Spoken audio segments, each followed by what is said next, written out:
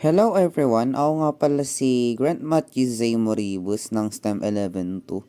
So, ang tuturo ko ngayon ay basical chain rule.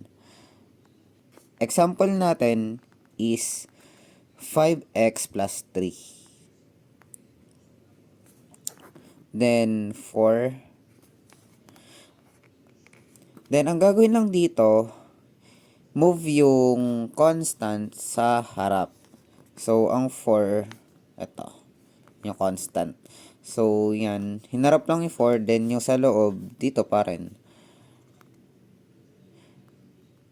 Tapos, magiging siyang 3 kasi ma-minus na natin siya ng isa. So, body minus 1 lang. Kaya naging 3 yung 4 kanina. Then, yung sa loob dito, minultiply lang at 5 yung sagot.